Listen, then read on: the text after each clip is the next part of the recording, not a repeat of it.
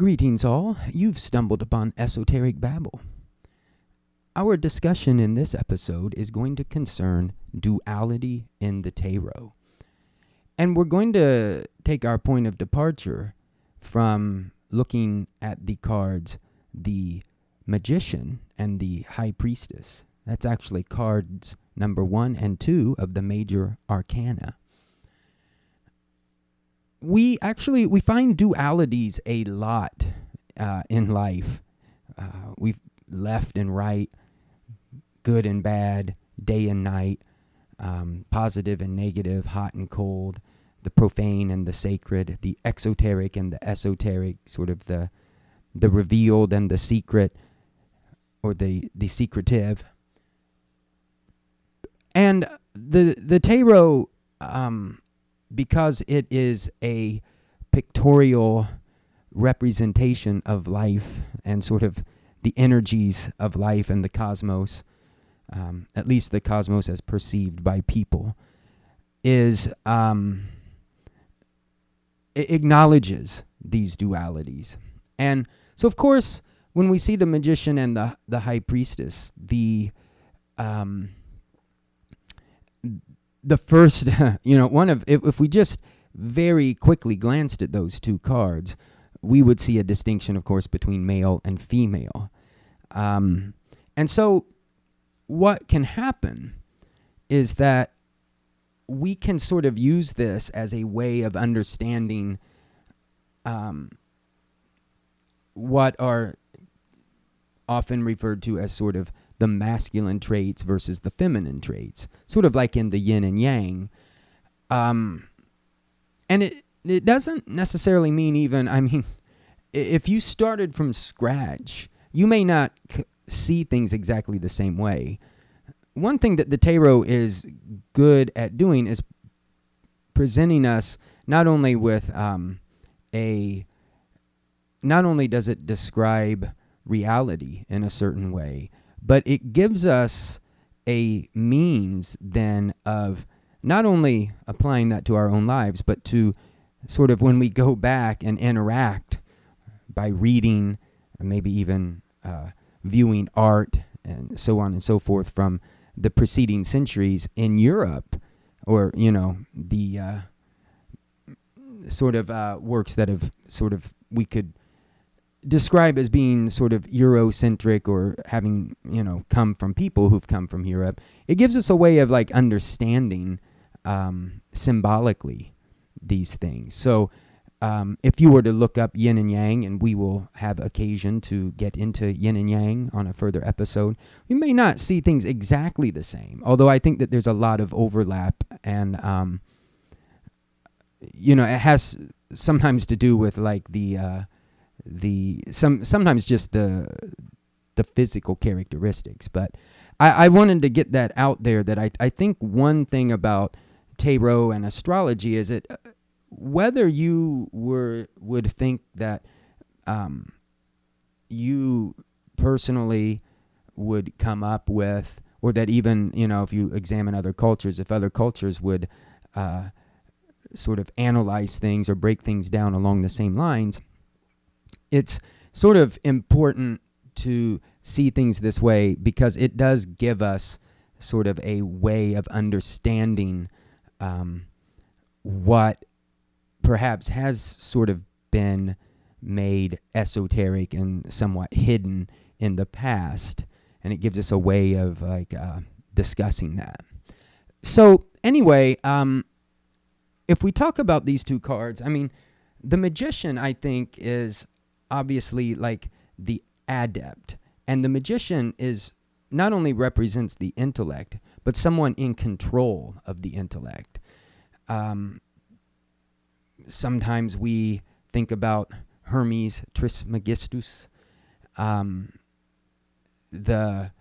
sort of Greek Egyptian god of basically, I would say, of knowledge and writing, and this, of course, is where knowledge sort of can come from, and knowledge is preserved by means, of course, it's preserved by means of speech, but it's also preserved in writing. So that's a major facet of the magician, is the intellect. And the intellect has a place in our life. Sometimes I think when we get on the spiritual path, we think that we have to sort of do away with the intellect. And you'll read, in Zen Buddhism, like from Huang Po, that we want to cut off the streams of thought, or that might be more Zen more generally, but with Huang Po, we want to end conceptual thought, and then we have this experience, maybe as some monks would say, of no experience. And that's true. That is certainly, that remains the quest. But at the same time, as we know from the Eightfold Path, which was recently discussed here, we have to have many, there are many sort of practices that are in operation at one time. And the intellect is something that is certainly very useful. And one thing that the intellect has really done, and by the way, there's positive and negatives associated with all of these qualities that we're going to talk about. So there's even a duality built into the use of the intellect. But the intellect can and has freed a lot of people from suffering. If you think about medicine. Now, of course, not everyone has access to medicine the way they should, but I would certainly rather get sick, in the 21st century with something, I'd rather have a serious condition these days than maybe in the late or early 19th century. Now that we have heart transplants and we have even things like dialysis, we are incarnate beings. We live in a material realm. And certainly it seems to me that we can build good karma by helping other beings, other people, any other sentient being to increase their material well-being. As an aside, I would mention that this is something where I think a lot of people would agree. Obviously, there's a negative use of the intellect. We could call it the black arts. There are, of course, atomic bombs, nuclear bombs that come, or all sorts of weapons that come from the intellect. And that was, by the way, I think noted in the Buddha's time, that it was sort of the age of Kali. And they saw that, the Iron Age had just made slaughter so much more available, that they felt they lived in this terrible age. And that, of course, has only gotten far, far worse in terms of like how people can harm one another and like at what scale. So that is, of course, a negative use of the intellect. And of course, there are many other negative uses of the intellect. The, sort of like the manipulation of people, trying to control people, and just in whatever way that, you can imagine there are people out there trying to do that right now. But the magician obviously is not, again, doesn't just represent the intellect, but represents the correct use of the intellect for the positive. So I would say that the magician represents the intellect and the positive and the daylight, the accessing the source of, maybe we could say the source of creation. That's sort of a loaded term, or just the source, the energy source of the universe. Let's make it a little more neutral there. And that is the magician, and because we're talking about the correct use of the intellect, it's someone who's undergoing training. It's someone who's on the path. So I think that would be, that's sort of a good summary of the magician. It's very, very brief. I mean, we can spend a lot of time talking about the magician, and all of these cards. And I invite you certainly to share your reflections of the Magician or any of the cards of the tarot. Share them here, and certainly meditate on those, reflect upon those cards, look at those cards. I haven't really talked a whole lot about the imagery. Of course, the rider-waite cards are sort of the go-to cards, but I use other cards. I like the Hermetic Tarot and others that I will show here. So again, that's the Magician. Sort of also, we could say maybe the phallic, someone who has a wand, or actually implements, is making use of implements. And again, this is an extension of making use of the intellect. So by contrast, when we go to the second card of the tarot, the High Priestess, we see someone, here's sort of another duality, someone not standing but sitting on a throne, someone who's probably inside, so the intellect was outside, and sort of visible for all to see its manifestations, but the High Priestess is seated inside, sort of even, you have to make an effort to go in even to locate the High Priestess. And the High Priestess is certainly associated with the subconscious. And so, more of, instead of the external, like the intellect, which is easy to sort of sense, even in other people, the High Priestess is a symbol of those currents and energies that are not maybe known to us at all. Sometimes we think the intellect likes to think that it's in control, but it's actually being born by these other energies that are just sort of unsensed. Of course, again, I think it's a Buddhist teaching. It could be like a yogic teaching, but the idea that a wave might think that it's pulling the ocean, but really it's the ocean is pushing the wave. And so that's another thing about like where we locate sort of the ego and so the I that is making this intellect versus the subconscious. And that, I think, is what the High Priestess is more about, the subconscious, the intuitive. So with the Magician, we might say there's intellect. With the High Priestess, there's wisdom. And how wisdom is something that we tend to think about as not something that you really learn. You access wisdom because it's inside. And we make use of this this sort of, we can make use of these intuitive powers. Notice in the rider-waite card that there is a book, or there's sort of, whether a book or scroll, with the letters T-O-R-A inscribed upon it. Now, of course, that is really the first thing that leaps to mind is Torah, which should technically have an H at the end. There is in Hebrew, there's a sort of a silent hey at the end of that word. But I think that's clearly what's being alluded to. And it's also possible that part of her robe is hiding the H. But the way it's given there is that you can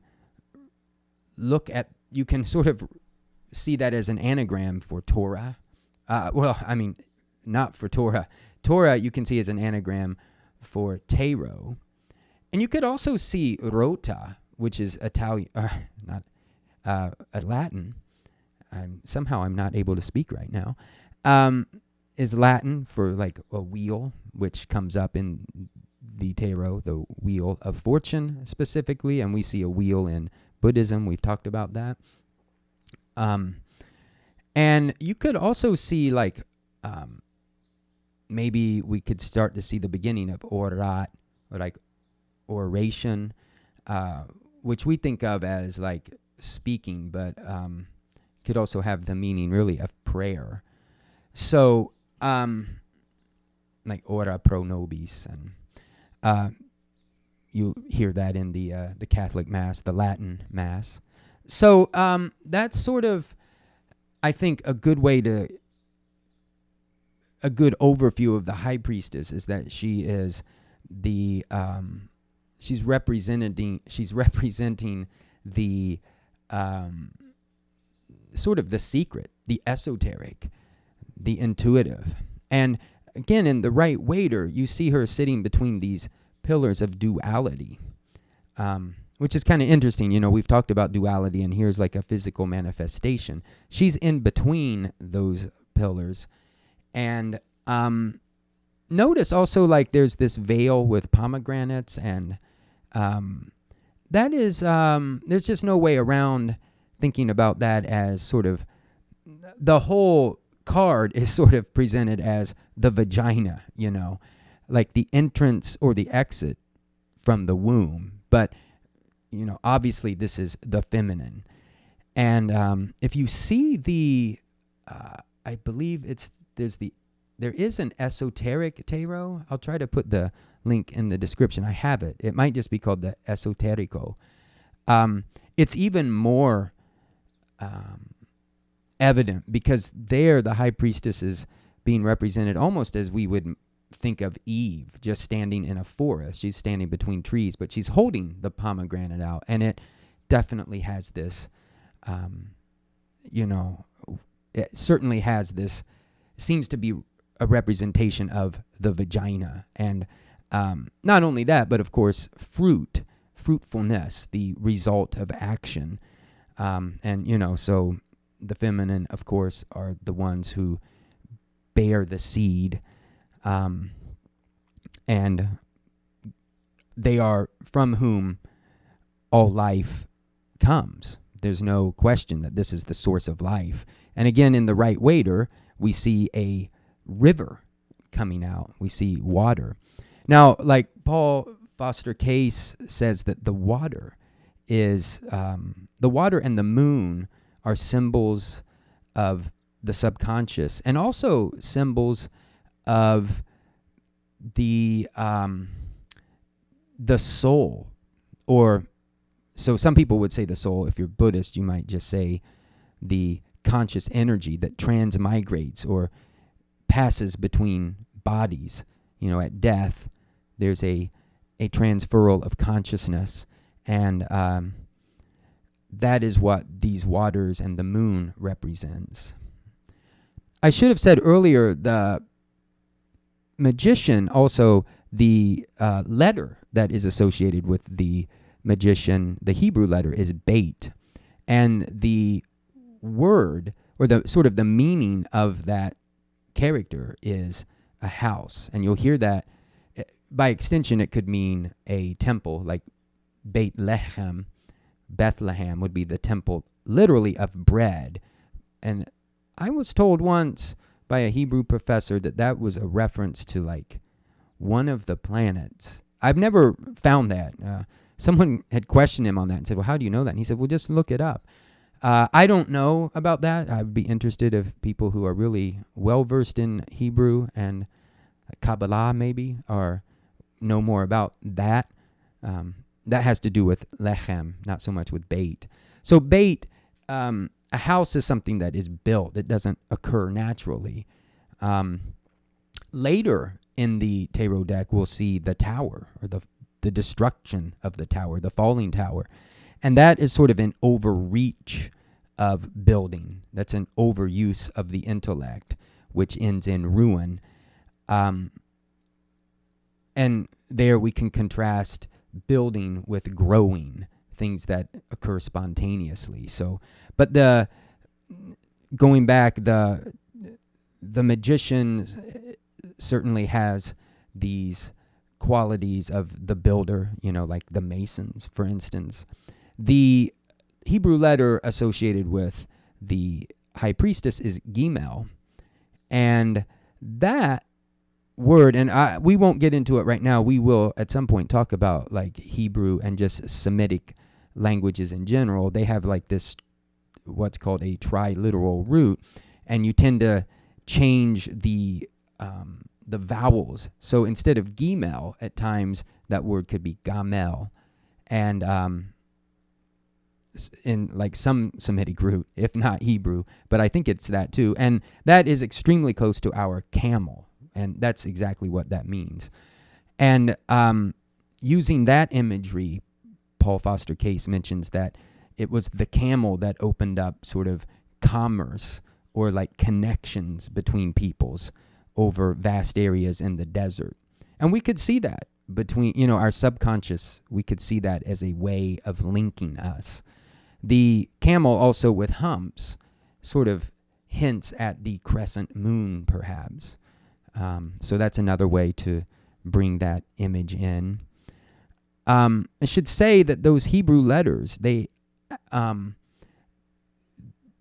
sort of are, not sort of, they're derived from Phoenician, which is where the Greek alphabet had its origin, as well as the Latin or the Roman alphabet. They all came from a sort of, they all came from certain Egyptian hieroglyphs, and that's how you can sort of establish their meaning, apart from the fact that they have names. And so it's kind of interesting. There will be occasion to talk about those different characters and some interesting aspects of Semitic languages in general, which would not just include Hebrew, but also Arabic and Syriac and Aramaic, even Akkadian, Babylonian. So you might ask, well, if the magician is card number 1, why does it get bait? As which I should say bait, just like in Hebrew for the alphabet, they say the aleph bait. In Greek, they say alpha beta, or like alphabet. And the first 2 letters of the Hebrew alphabet, aleph, bait, and then there's gimel. Why does the first card of the tarot receive the bait?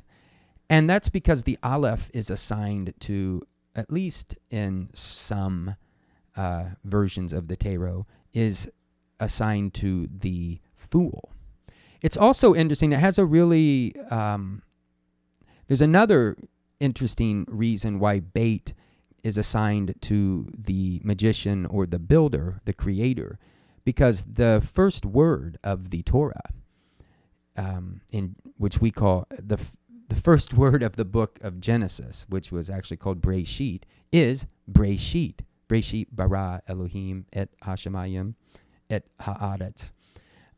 In the beginning, and technically there's not the word the there, and that we could talk about that at some point too, but bait has the idea of when beginning, or in this case, like in beginning, when God made the heavens and the earth. And my point here is that the first letter is bait, not aleph. And I think that there's been countless ink spilled from rabbis in the, or I should just say in the rabbinic tradition, about why would the why would the Torah not start with the first letter of the alphabet? And and there are various reasons given for that. That we won't get into that right now. So that's something we will talk about later. But I just want to draw that connection between the Torah starting with the letter bait and that being assigned to the first card of the Major Arcana, the builder. Bara is to create. And actually, I think bara in Hebrew is basically reserved for God making things. But there are certainly connections to be made between, if you see a God or a super sentient being as being something that creates, that then the magician is channeling that. So I hope that wasn't too convoluted. Like I said, there's so much we can talk about with all of these cards and concepts. But the main thing I think to take from this is that in the tarot, we see these dualities, and we see them we see them represented along different axes. So, for instance, we could even think about the magician as being, as the intellect. And then we'll see the emperor and sort of the hierophant. And there's a distinction between the profane and the sacred. And so that's one sort of duality that we see. And I think that we can view these two cards as sort of, we'll see these dualities arise over and over. We'll see the sun and the moon, for instance, and the sun being the source and the moon being this reflection of the source. And again, the moon being associated with intuition and the subconscious and maybe even the astral realms and so on and so forth. So when you go through the tarot, you can be sort of mindful of the fact that there is duality at play almost everywhere. And you'll see it in certain cards. You'll see the lovers. You'll see it very explicitly represented. You see it in these two pillars, the light and dark pillars, in the High Priestess. So that's just another interesting aspect. And like I said, that is something that we see in life a lot. Now, a lot of people will say, well, you know what? You see left and right and hot and cold and front and back. And all these dualities actually have as their source a unity. And I think, that's obviously true. And I think that there's a lot to be said for the fact that the spiritual path or the esoteric endeavor is sort of to uncover that unity. But I would also say that it's a function of the intellect. The intellect is sort of analyzing this stuff, and we are able to see that there's a unity to day and night and hot and cold. But at the same time, it doesn't mean that the dualities don't exist. And so we also have to be able to work with the dualities. We might know that something has a top and a bottom and that it's one object, but that doesn't mean the top and bottom aren't actual things that have to be considered. You can't, if you're trying to set a glass on the bottom of something, it's not going to work because of gravity and so on and so forth. So we have to know and be aware of these dualities, even if there's an underlying unity. And of course, the Zen teaching would be to sort of hold the intellect in check and say, well, if you think everything resolves to the one, to what does the one resolve? And that pushes the intellect even, that's where, again, we have to actually go beyond what the intellect is capable of perceiving or sort of representing to itself. So there's a million things to say, and I'm sure I've forgotten many, many. I'm always interested in what other people have to say about these cards and if you find them useful. Just one of the last things I would mention is that we have just talked about the Eightfold Path, and again, in a very summary fashion. But in that, in walking, or if you want to say it that way, in walking the Eightfold Path or making use of those 8 different practices, we'll find these distinctions. And you might think about Samma Ditthi, or the right view versus the right resolve. Or you might actually think of both of those as opposed to the right action and the right speech. So there's these external forms that might be more of the magician, and these internal forms, like the right view. The right view, of course, can be developed by the intellect, but it's also something that we can sort of access intuitively, I think. And one other thing about the Eightfold Path that I think is applicable to the tarot is that we notice that those practices, you can't really have one without the other. They all need to exist. And they're all on the same wheel, and they're all sort of helping each other. They're reinforcing one another. Without the right view, you can't really have the right practice or the right effort. But without the right effort, we may lose the right view. And without the right meditation, we might lose the right view. These things, they help develop one another.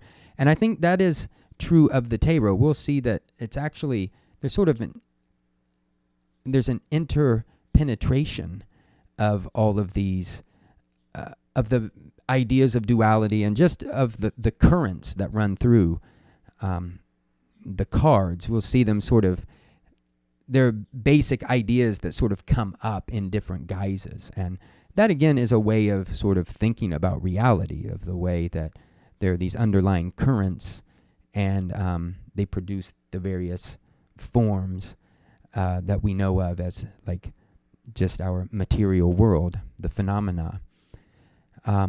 So that's where I'm going to leave that. This has been much longer than I had anticipated. And if you've made it this far, bravo. And as always, peace to everyone, and may all beings everywhere be happy.